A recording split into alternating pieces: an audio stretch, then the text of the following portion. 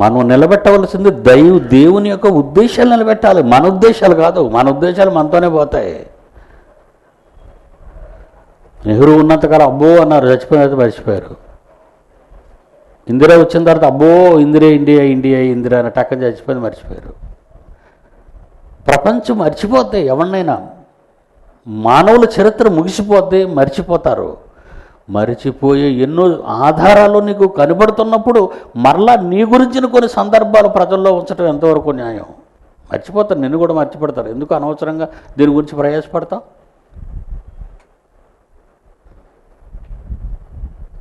దేవుని పిల్లలారా, మూర్ఖులు, ఈ మూర్ఖుల నుండి వేరైతే రక్షణ ఆరంభమవుతుందని, ఆరంభమైన రక్షణ ముగింపు వరకు రావాలి అంటే నువ్వు ఒక దాంట్లో ఉండాలి. అదేంటో తెలుసా? అపోస్తుల బోధ,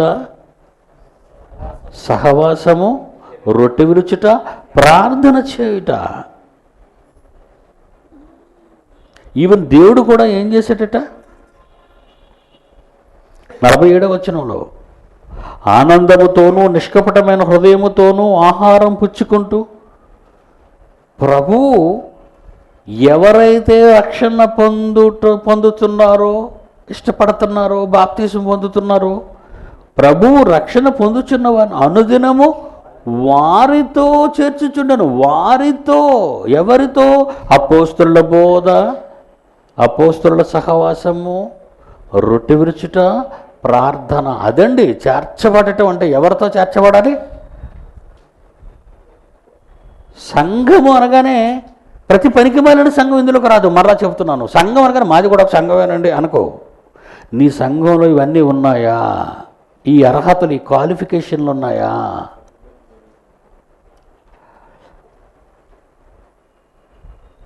నలభై 46 ఆ రోజుల్లో సమాజ మందిరాలనే ఉన్నాయి. యెరూషలేము దేవాలయం ఒకటి ఉంది కనుక దాన్ని సంఘం అన్నారు. దేవాలయం అనగానే మీరు ఇక్కడ మారిపోకండి. అందుకే 46వ వచనంలో, వారు ఏక మనస్కులై ప్రతిదినము దేవాలయములు, అంటే కన్స్ట్రక్షన్ అది కనుక. అప్పటికి అది దేవాలయం అంటే వాళ్ళకి మార్పు రాలేదు, తెలుసుకోలేదు, మనలా ఇంత జ్ఞానం లేదు వాళ్ళకి. ఆ కట్టడంలో కూడుకొనుచు, చూసారా, ఎవ్రీడే వాళ్ళు కూర్చుంటున్నారు అంటే దేవుని వాక్యం నేర్చుకోవాలి. బోధ. మనలో డీబీటీహెచ్ చేస్తాడు, పులైపోతాడు. డీబీటీహెచ్ 1 సంవత్సరం బ్యాచ్ చేసి నన్ను మించిన లేడు అనుకుంటాడు. నన్ను అడిగితే మీరు ఎంబీటీహెచ్ చేసిన బైబిల్లో మీకు వచ్చింది 1%. మళ్ళా చెప్తున్నాను, ఈ మాట జాగ్రత్తగా వినండి. చాలామంది ఎంబీటీహెచ్ అయిపోతే నాకు అంతా వచ్చేసని వెళ్ళిపోతున్నారు. అలా వెళ్ళిపోయి తప్పు చేస్తున్నారు. ప్రతి సంవత్సరం మీరు నా దగ్గరికి వస్తే అన్ని కొత్త పాఠాలే, మరలా ఇవి పాఠాలు లేవు. మీకు ఏబీసీడీలు నేర్చుకుని జడ్డ వరకు నేర్చుకున్న తర్వాత నన్ను మించినోడు లేదనుకుంటే మీకు అవివేకం అది. మీరు చచ్చిపోయినంత వరకు, నేను చచ్చిపోయినంత వరకు మీకు కొత్త పాఠాలు నేర్పిస్తూనే ఉంటాను. మీరు ఆలోచించండి. మీరు నాకు అంతా వచ్చేసు, నేను ఎంబీటీహెచ్ అయిపోయాను, బీబీటీహెచ్ అయిపోయాను, అమ్మాయి నా డిగ్రీ అయిపోయిందంటే అది Andhra university degree, Tirupati university degree, Nagarjuna university డిగ్రీలు. ఇవన్నీ మనిషికున్న పాల్తూ సర్టిఫికెట్లు. ఇవి పనికిరానివి. వాటితో మీరు దీన్ని పోల్చుకోకండి. ఎందుకంటే బైబిల్ ఒక మహాజ్ఞాన గని. తవ్వే కొద్దీ, లోతులకు వెళ్ళే కొద్దీ ఎన్నెన్నో సంగతులు బయలుపడుతున్నాయి లోపల ఆ తవ్వకాల్లో. ఎప్పుడు తవ్వుతుంటాం? ప్రతి సెమినార్కి తవ్వుతుంటాం. ఇది వచ్చి కూర్చుంటే అన్నీ నేర్చుకుంటారు. ఎలా ఉన్నారట చూడండి వాళ్ళు. ప్రారంభ దేవుని పిల్లలు, వేరైన వాళ్ళు, మూర్ఖులతో వేరైన వారు, ప్రతి దినము కూడుకుంటున్నారట చూడండి. ప్రతి దినము వాళ్ళ కానుక ఎలాగుందట చూడండి. 10వ భాగమా 44వ వచనంలో, ప్రారంభ దేవుని పిల్లలు కూడిక, వాళ్ళ ప్రారంభ కానుకలు ఎలాగున్నాయట? తమ చర స్థిరాస్తులు అమ్మి, 45 చర స్థిరాస్తులు అమ్మేశారట. అటు ఎంత మెచ్యూరిటీ వచ్చారండి వాళ్ళు. చర స్థిరాస్తులు అమ్మేశారు. అమ్మేసి ఏం చేశారట? అందరికీ వారి వారి అక్కర కొలది పంచిపెట్టిరి. ఇదండి సోషలిజం, సామ్యవాదం, డెమోక్రసీ అంటే ఇదండి.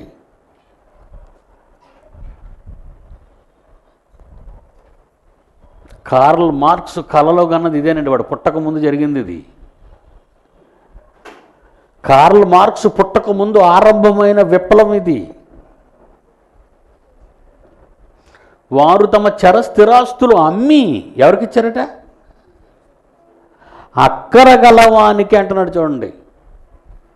ఎవరికి? అక్కర. కమ్యూనిస్టులు ఏమంటున్నారు? మార్కిస్టులు కానీ, లెనినిస్టులు కానీ, మావోయిస్టులు కానీ ఏమంటున్నారు ఈరోజు? వాళ్ళు ఏమంటున్నారు? మిగులు భూమి ఉన్న వాళ్ళంతా ఇచ్చేయండి, అమాయకులకి ఇచ్చేయండి, పంచేద్దాం. అదే కదండి నక్సల్స్ తాలూకా నినాదం. సామ్యవాదం. సామ్యవాదం అనే మాట మాటలలోనే ఉండిపోయింది, కానీ చేసి చూపించింది ఇది. ఇక్కడ వీళ్ళు చేసి చూపించారు బైబిల్లో.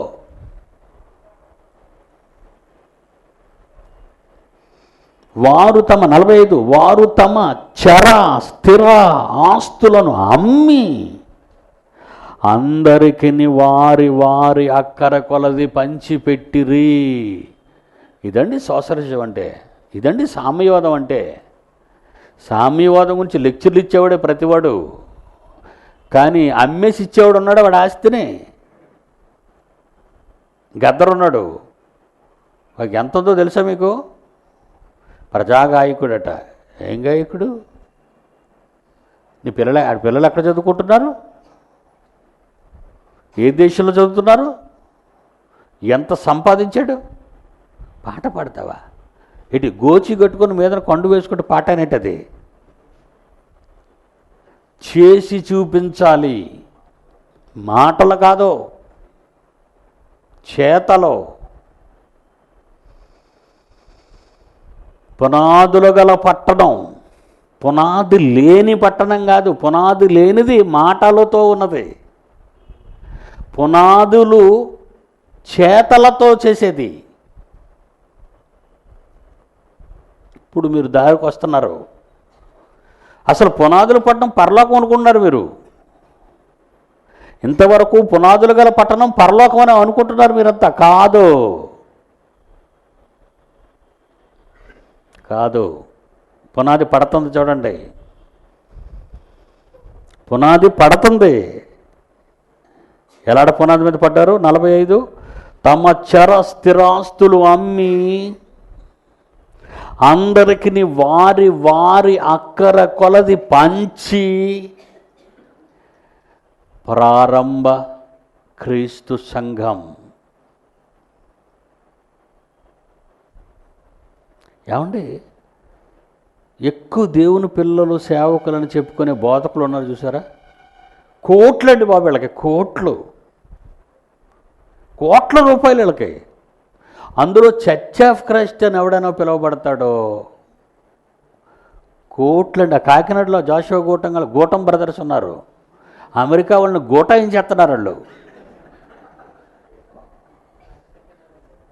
అండి. వాళ్ళని ఇండియాలో గమనించండి, ఆంధ్ర రాష్ట్రంలో గమనించండి, గోటాయించేస్తున్నారు దొరలని. కోట్లు, ఎకరాలు కొనేస్తున్నారు వాళ్ళు. వీళ్ళు అమ్మేవాళ్ళ కొనేవాళ్ళ? అమ్మేవాళ్ళ కొనుక్కునేవాళ్ళ? వీళ్ళంతా కొనుక్కుంటున్నారండి. అమ్మమని ఆయన అంటే కొనేస్తామని వీళ్ళు వచ్చారు. మాదే అసలు శిస్సులైన క్రీస్తు సంఘం అంటాడు. మళ్ళీ ఏమని ప్రసంగం చేస్తాడు? రాత్రి ప్రేమ అనే అబ్బాయి నాతో మాట్లాడుతూ అంటాడు, 80 ఎకరాలున్న కుళ్ళుకాలో పక్కన ఉన్న నీ దగ్గరికి వాక్యం చెప్పడానికి వచ్చాను నేను అంటాడట. ఈడికి 80 ఎకరాలు ఉన్నాయట, కుళ్ళుకాలో పక్కన ఉన్నోడికి వాక్యం చెప్పడానికి వచ్చాడట ఈడు. గొప్ప ఆలు ఎర్రుబాగులు వెళ్తాడు. భలే ఎర్రులు ఎలాగా 80 ఎకరాలు ఉన్నాడు మా దగ్గరికి వాక్యం చెప్పడానికి వచ్చాడని. ఆలో ఎర్రుబాగులు జాతి. ఈడొక బుర్ర తక్కువ వెధవ. మళ్ళీ పేరు దేవుడు తన స్వరక్తం ఇచ్చి సంపాదించిన తన అంటేటి క్రీస్తు సంఘం అంటాడంతే కాదు. ఒకటే తెలిసాడికి, బోర్డు పెట్టే అంటాడంతే క్రీస్తు సంఘం అని. మూర్చోడు పెట్టరా మెడలు వేసుకోవడానికి బిల్ల. తెగదిడుతున్నానండి క్రీస్తు సంఘం వాళ్ళని. ఈ మధ్య నా మీద పెద్దది గొడవ చేయాలనుకున్నారు. మీడియా వాళ్ళే పటాపంచలే పారిపోతున్నారు. ఈడ గొట్టంగళ్ళిళ్ళు, ఈ క్రీస్తు సంఘాళ్ళు గొట్టంగళ్ళిళ్ళు, గోటంగాళ్ళు.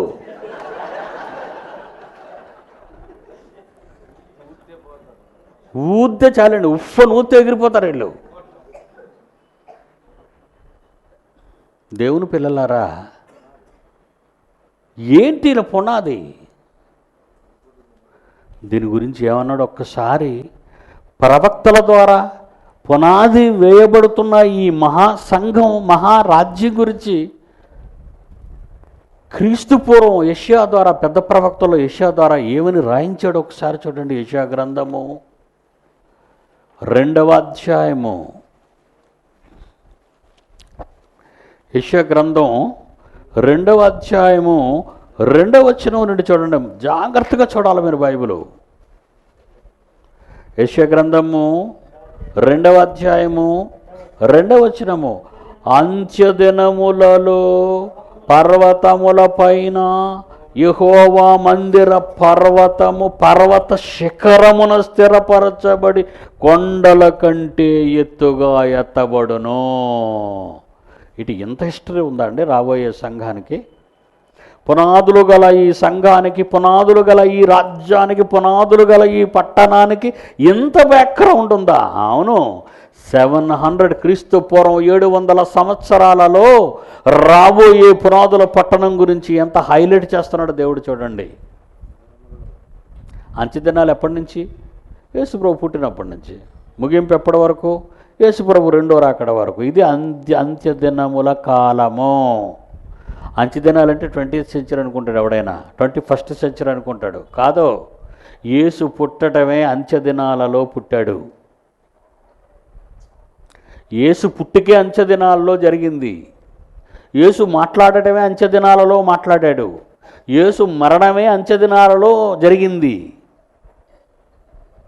అంత్యదినాలలో పుట్టిన యేసు కనుక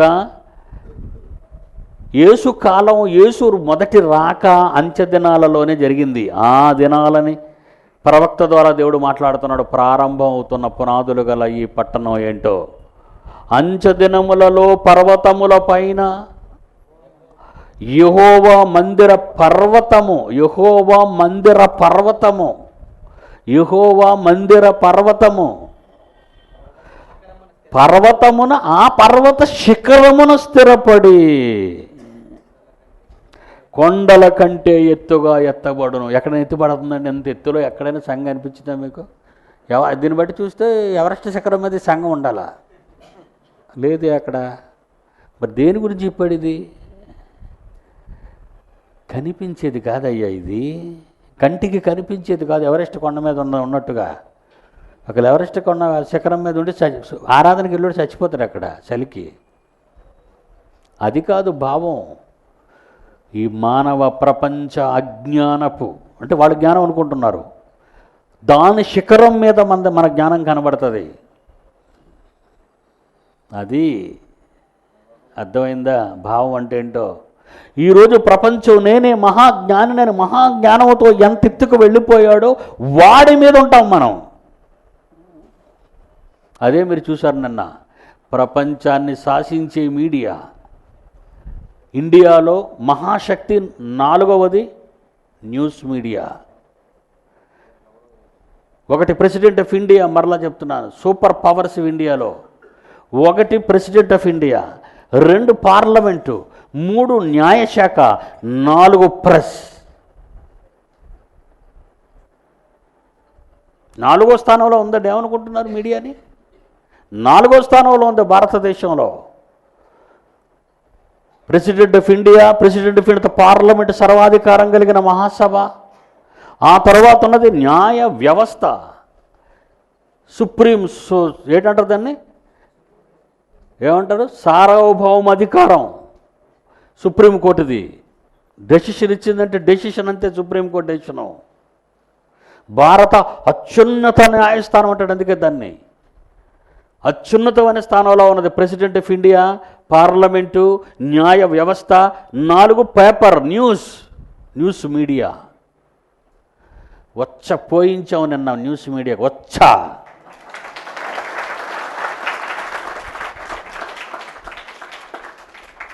అది మనసులో పెట్టుకొని చదవండి. ఇప్పుడు అది మనసులో పెట్టుకొని చదవండి.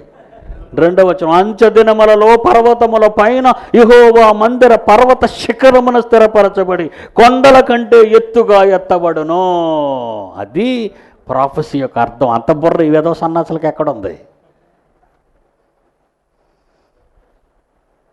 ఈ ప్రపంచం ఏది జ్ఞానమని అనుకొని ఆ జ్ఞానాన్ని పాఠాలలో ప్రతిరోజు నేర్చుకుంటుందో ఆ శాస్త్రవేత్తలందరినీ నా కాళ్ళ కింద పడేయండి అన్నాను.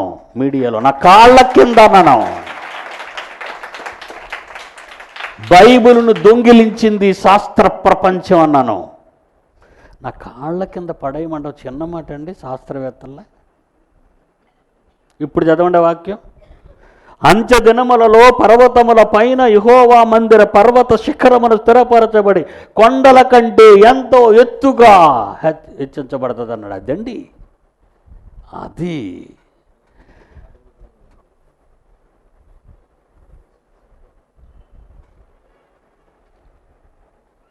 ఎఫెసీయులకు రాసిన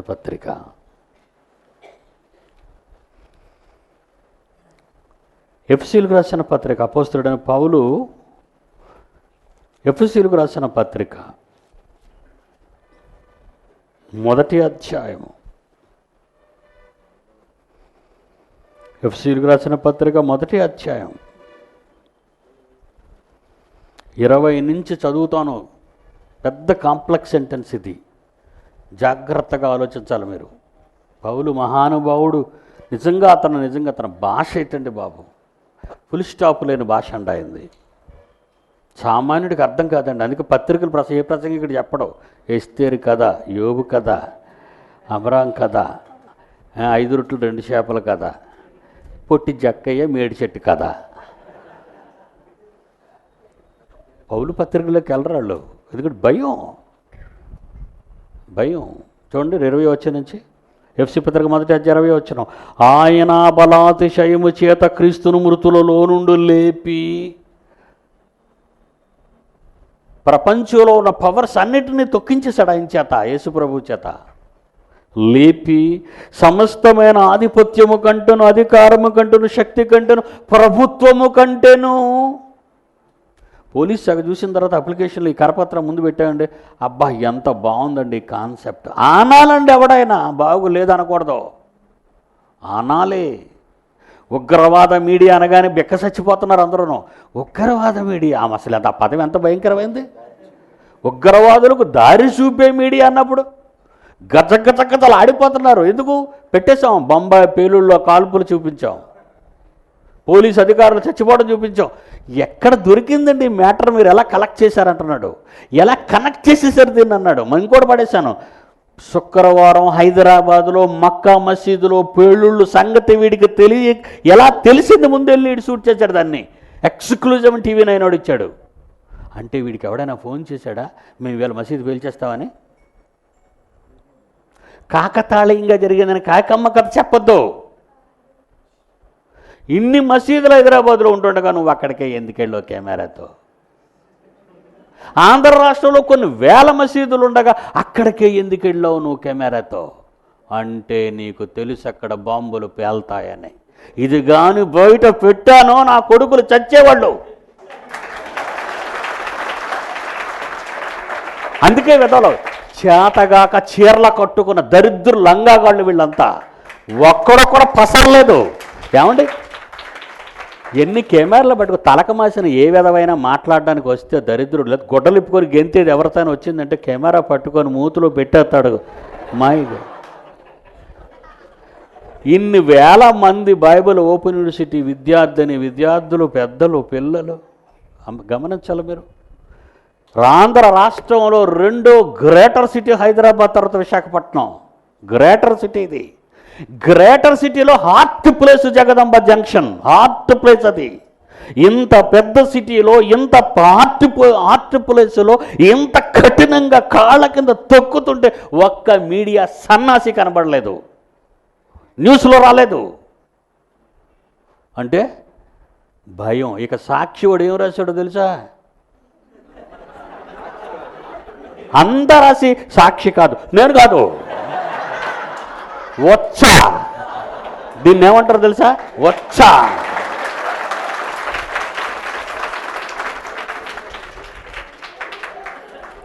ఇప్పుడు చదవండి 2వ అధ్యాయం 2వ వచనం. అంచెదినములలో పర్వతముల మీద యెహోవా మందిర పర్వత శిఖరమున స్థిరపరచబడి కొండల కంటే ఎంతో ఎత్తుగా ఎత్తబడును. ప్రవాహము వచ్చినట్లు సమస్త అన్యజనులు దానిలోనికి వచ్చెదరు. అందుకే ఈరోజు ఓపెన్ యూనివర్సిటీ దినదాన అభివృద్ధి, మార్పు, జనాలలో మార్పు, అధికారుల్లో మార్పు, ఏలికలలో మార్పు, మీడియాలో మార్పు. పునాదులు గల పట్టణం అంటే ఏదో అనుకున్నారు కదా, అదొక కట్టడం అనుకున్నారు కదా, అదొక సంఘం అనుకుంటున్నారు కదా. కాదండి. రేపు చెప్పుకుందాం ముగింపు. వండర్ఫుల్ క్లైమాక్స్లో వదిలేసాను మిమ్మల్ని. ప్రార్థన చేసుకుందాం. కళ్ళు మూసుకోండి. ప్రేమ కలిగిన మా తండ్రి, మీ పిల్లలకు మహాజ్ఞానాన్ని బోధిస్తున్నాను. నిక్షిప్తమై ఉన్న మహాజ్ఞానపు నిధులను తెరుస్తున్నాను, మీ పిల్లలకు పంచుతున్నాను. నా పిల్లలు నాకంటే గొప్పవాళ్ళు కావాలి రాబోయే కాలంలో. ఏలికలు భూలోకమందు ఏలుదురని క్రొత్త పాట, న్యూ సాంగ్ అంటున్నావు తండ్రి. అవును తండ్రి, అవును అవును అవును అవును. నా పిల్లలే రాబోయే కాలాన్ని ఏలికలు అవుతున్నారని నేను నమ్ముతున్నానయ్యా. అందుకే వీళ్ళని పసరు పోసినట్టుగా పోస్తున్నాను మీ జ్ఞానాన్ని. గొప్పవాళ్ళనగా చేయండి, గొప్పవాళ్ళనగా చేయండి. యేసు వచ్చే ముందు ఈ ప్రపంచంలో ఏలికల్ని ప్రపంచానికి చూపించండి. ఓటు వేసి గెలుచుకున్నవాడు కాదు, ప్రజలు గెలిపించిన వాడు కాదు ఏలిక, మీరు ఏర్పరిచిన వాడు ఏలిక. నా పిల్లలు ఆ అధికారానికి రావాలి, ప్రపంచాన్ని శాసించాలి, ప్రపంచ జ్ఞానాన్ని తొక్కుకుంటూ నడవాలి.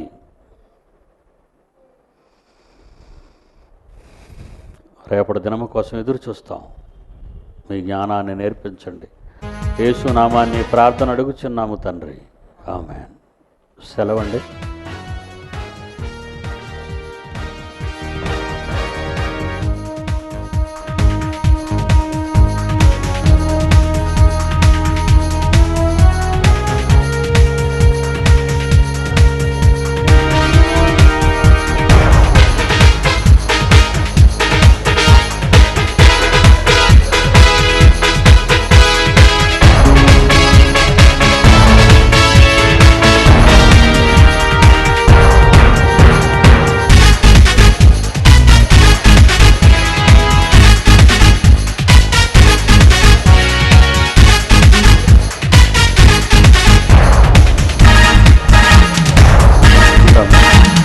తెల్లని గుర్రములెక్కి యేసును వెంబడించి బైబిల్ చేత పట్టి ప్రతి మనిషికి బుద్ధి చెప్పి దేవుడు లేడని చెప్పే వాడితో యుద్ధం, బైబిల్ తప్పని చెప్పే వాడితో యుద్ధం.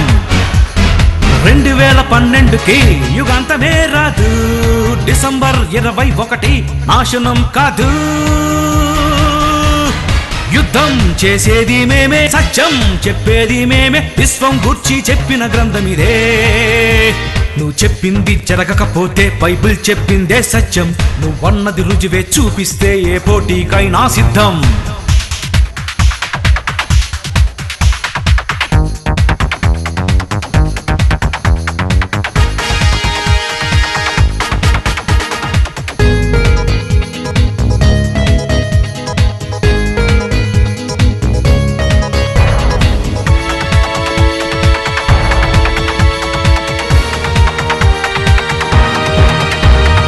ఎదురే లేదు, బైబిల్ తప్పే కాదు, దేవుడు రాసినది గ్రంథమే.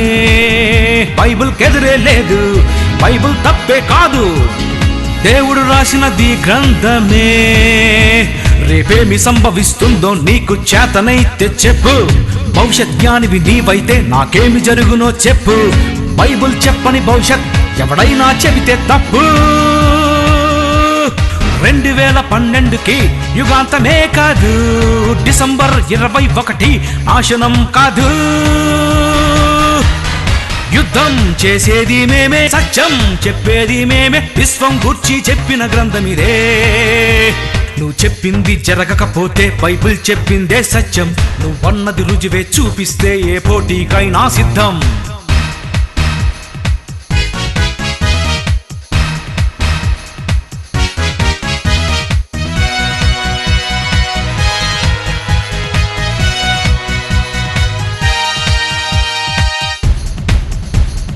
యేసు వస్తే యుగాంతం, విశ్వమంతా వినాశనం. తండ్రికే తెలుసు ఆదినం, ఎవరికి చెప్పలేదు.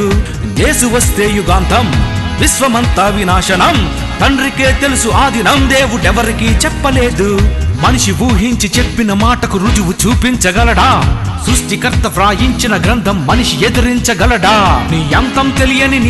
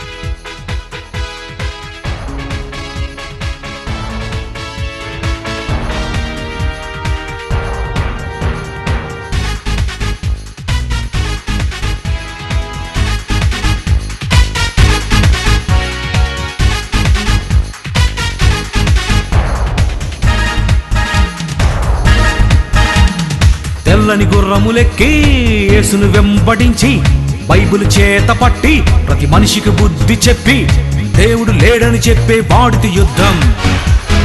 బైబిల్ తప్పని చెప్పే వాడితో యుద్ధం.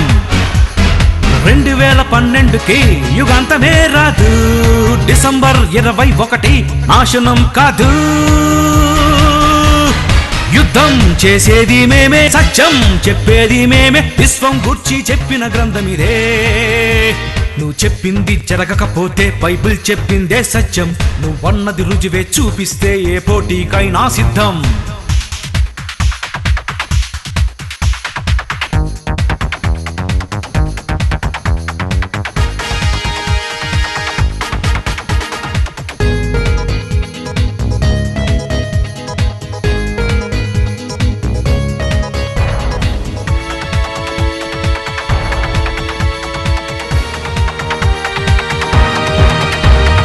ఎదురే లేదు, బైబుల్ తప్పే కాదు, దేవుడు రాసినది గ్రంథమే.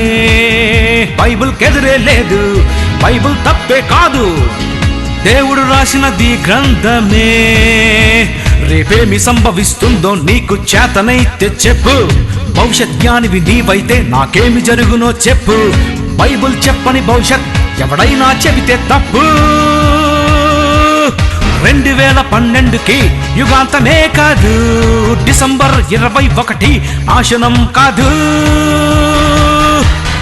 యుద్ధం చేసేది మేమే, సత్యం చెప్పేది మేమే, విశ్వం గూర్చి చెప్పిన గ్రంథమిదే. నువ్వు చెప్పింది జరగకపోతే బైబిల్ చెప్పిందే సత్యం. నువ్వన్నది రుజువే చూపిస్తే ఏ పోటీకైనా సిద్ధం.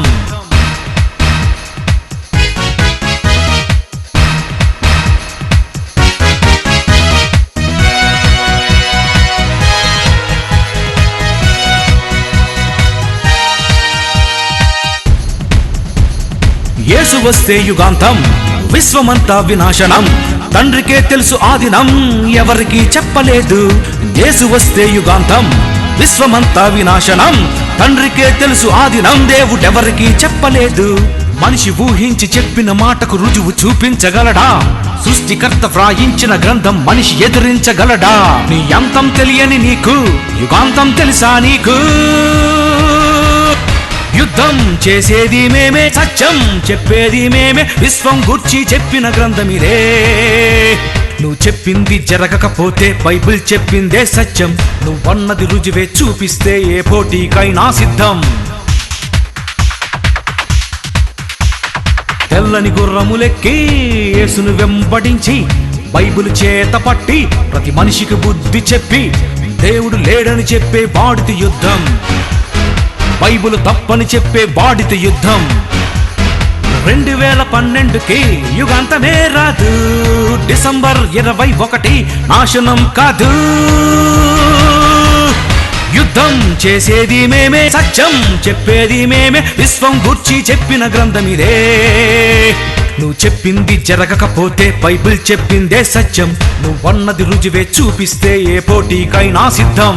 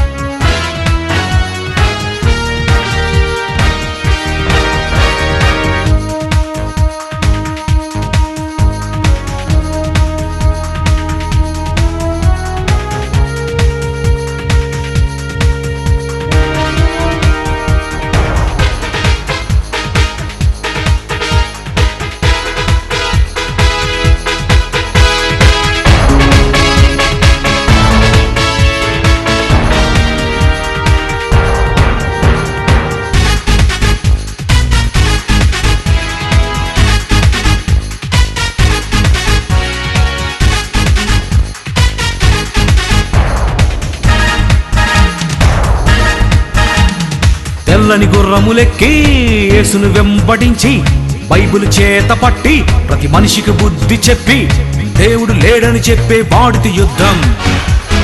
బైబిల్ తప్పని చెప్పే వాడితో యుద్ధం. 2012కి యుగాంతమే రాదు, డిసెంబర్ 21 నాశనం కాదు. యుద్ధం చేసేది మేమే, సత్యం చెప్పేది మేమే, విశ్వం గూర్చి చెప్పిన గ్రంథమిదే. నువ్వు చెప్పింది జరగకపోతే బైబిల్ చెప్పిందే సత్యం. నువ్వన్నది రుజువే చూపిస్తే ఏ పోటీకైనా సిద్ధం.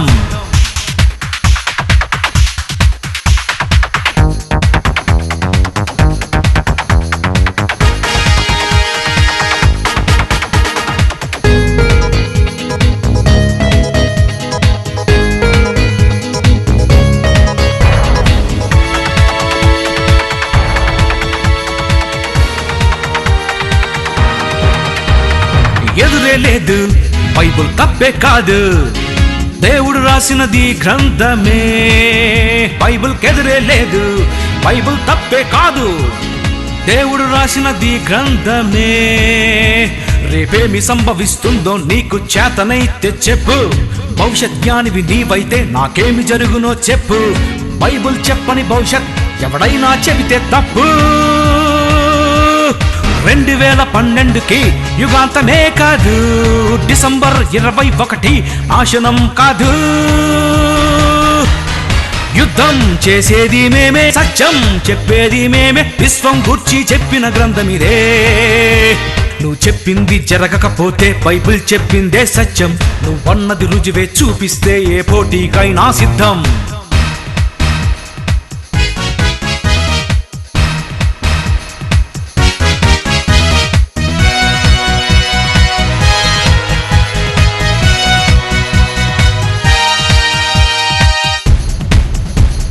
యేసు వస్తే యుగాంతం, విశ్వమంతా వినాశనం. తండ్రికే తెలుసు ఆదినం, ఎవరికి చెప్పలేదు. యేసు వస్తే యుగాంతం, విశ్వమంతా వినాశనం. తండ్రికే తెలుసు ఆదినం, దేవుడెవరికి చెప్పలేదు. మనిషి ఊహించి చెప్పిన మాటకు రుజువు చూపించగలడా? సృష్టికర్త వ్రాయించిన గ్రంథం మనిషి ఎదిరించగలడా? నీ అంతం తెలియని నీకు యుగాంతం తెలుసా నీకు? యుద్ధం చేసేది మేమే, సత్యం చెప్పేది మేమే, విశ్వం గూర్చి చెప్పిన గ్రంథం ఇదే. నువ్వు చెప్పింది జరగకపోతే బైబిల్ చెప్పిందే సత్యం. నువ్వన్నది రుజువే చూపిస్తే ఏ పోటీకైనా సిద్ధం. తెల్లని గుర్రములెక్కి యేసును వెంబడించి బైబిల్ చేత పట్టి ప్రతి మనిషికి బుద్ధి చెప్పి దేవుడు లేడని చెప్పే వాడితో యుద్ధం. బైబిల్ తప్పని చెప్పే వాడితో యుద్ధం. 2012కి యుగాంతమే రాదు, డిసెంబర్ 21 నాశనం కాదు. యుద్ధం చేసేది మేమే, సత్యం చెప్పేది మేమే, విశ్వం గూర్చి చెప్పిన గ్రంథం ఇదే. నువ్వు చెప్పింది జరగకపోతే బైబిల్ చెప్పిందే సత్యం. నువ్వన్నది రుజువే చూపిస్తే ఏ పోటీకైనా సిద్ధం.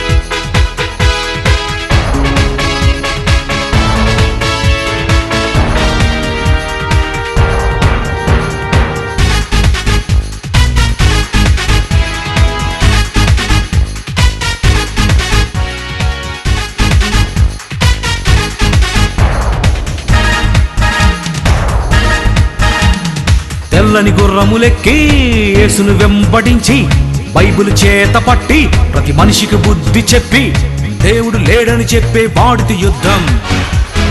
బైబిల్ తప్పని చెప్పే వాడితో యుద్ధం. 2012కి యుగాంతమే రాదు, డిసెంబర్ 21 నాశనం కాదు. యుద్ధం చేసేది మేమే, సత్యం చెప్పేది మేమే, విశ్వం గూర్చి చెప్పిన గ్రంథం ఇదే. నువ్వు చెప్పింది జరగకపోతే బైబిల్ చెప్పిందే సత్యం. నువ్వన్నది రుజువే చూపిస్తే ఏ పోటీకైనా సిద్ధం.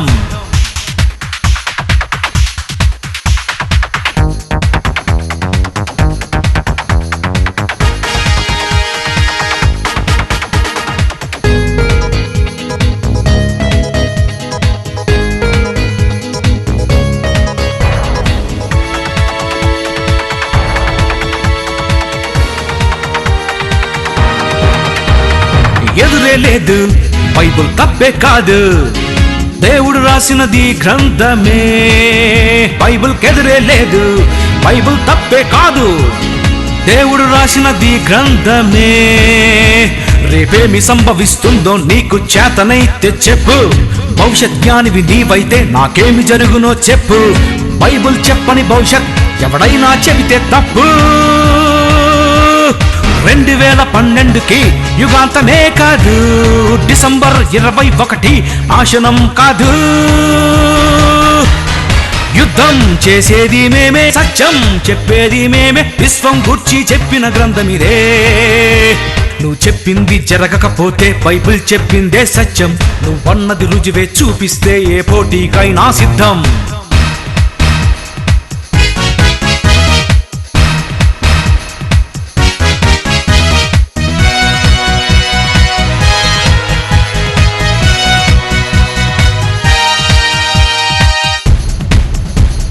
యేసు వస్తే యుగాంతం, విశ్వమంతా వినాశనం. తండ్రికే తెలుసు ఆదినం, ఎవరికి చెప్పలేదు. యేసు వస్తే యుగాంతం, విశ్వమంతా వినాశనం. తండ్రికే తెలుసు ఆదినం, దేవుడెవరికి చెప్పలేదు. మనిషి ఊహించి చెప్పిన మాటకు రుజువు చూపించగలడా? సృష్టికర్త వ్రాయించిన గ్రంథం మనిషి ఎదిరించగలడా? నీ అంతం తెలియని నీకు యుగాంతం తెలుసా నీకు? యుద్ధం చేసేది మేమే, సత్యం చెప్పేది మేమే, విశ్వం గూర్చి చెప్పిన గ్రంథం ఇదే. నువ్వు చెప్పింది జరగకపోతే బైబిల్ చెప్పిందే సత్యం. నువ్వన్నది రుజువే చూపిస్తే ఏ పోటీకైనా సిద్ధం. తెల్లని గుర్రములెక్కి యేసును వెంబడించి బైబిల్ చేత పట్టి ప్రతి మనిషికి బుద్ధి చెప్పి దేవుడు లేడని చెప్పే వాడితో యుద్ధం, బైబిల్ తప్పని చెప్పే వాడితో యుద్ధం. 2012కి యుగాంతమే రాదు, డిసెంబర్ 21 నాశనం కాదు. యుద్ధం చేసేది మేమే, సత్యం చెప్పేది మేమే, విశ్వం గూర్చి చెప్పిన గ్రంథం ఇదే. నువ్వు చెప్పింది జరగకపోతే బైబిల్ చెప్పిందే సత్యం, నువ్వన్నది రుజువే చూపిస్తే ఏ పోటీకైనా సిద్ధం.